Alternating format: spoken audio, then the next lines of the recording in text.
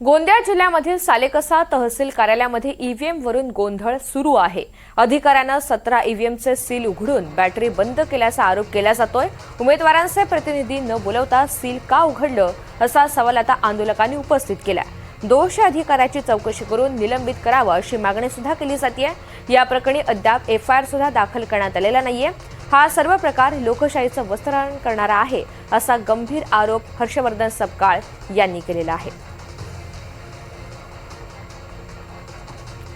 गोंदिया जिल्ह्यामधील सालेकसा तहसील कार्यालयामध्ये ईव्हीएम वरून हा गोंधळ अजूनही सुरू आहे।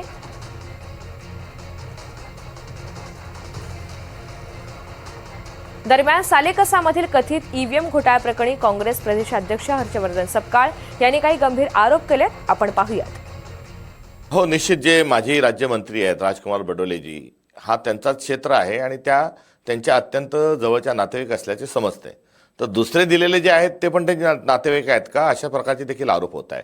मात्र आपल्या कुटुंबातील आपल्या नात्यातील व्यक्ती आपण निवडणुका मॅनेज करण्यासाठी जर बसत असाल तर प्रशासनाने निवडणुका झोपा काढताय का, हा एक गंभीर प्रश्न या निमित्ताने या ठिकाणी उपस्थित होतो। त्यामुळे जर हितसंबंध असतील तर त्यांना दुसऱ्या जिल्ह्यात दूरच्या जिल्ह्यात पाठवावं अशी सुप्रीम कोर्टाची गाईडलाईन्स आहे आणि त्या अर्थानं हा न्यायालयाचा अवमान देखील आहे असं देखील म्हटलं पाहिजे। मुळात हे जे सील तोडण्यात आले हे तोडत असताना बोगस मतदान करण्याकरता ज्या उमेदवार जे भाजपचे होते त्यांना निवडून आणण्याकरता त्यांच्या बसमध्ये, त्यांच्या संस्थेच्या बसमध्ये हे मतदान त्यांनी करून घेतलेलं आहे।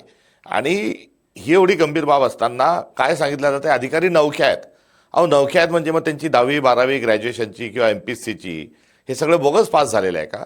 हा कॉमन सेन्सचा विषय आहे। हा नवख्याचा आणि जुन्याचा काही नाही।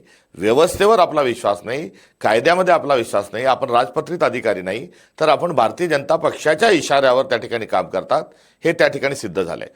मात्र मुळात त्या या सील तोडू कशा शकतात, त्या मशीनच्या सोबत छेडछाडी कशा करू शकतात, यासाठी निवडणूक आयोगाची त्यांनी परवानगी घेतली का, त्यांनी सर्व उमेदवारांना बोलवलं का, यातलं काहीही त्यांनी केलेलं नाही। त्यामुळे बोगस मतदान टाकून घेतलेलं आहे त्या निवडणूक निर्णय अधिकाऱ्यांनी। आणि हे सर्व जे आहे हे मुख्यमंत्र्यांच्या आणि स्थानिक आमदारांच्या दबावाखाली एवढी मोठी घृणास्पद आणि लोकशाहीचा कडेलोट करणारी घटना त्या ठिकाणी घडलेली आहे।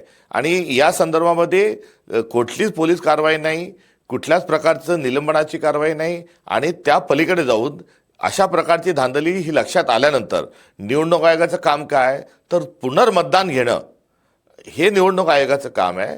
मात्र निवडणूक आयोगाने पुन्हा मतदानाचे आदेश दिलेले नाहीत। त्यामुळे एकंदरीत सर्व जे प्रकरण आहे हे महाराष्ट्राला आणि भारताच्या लोकशाहीला काळिमा फासणार आहे।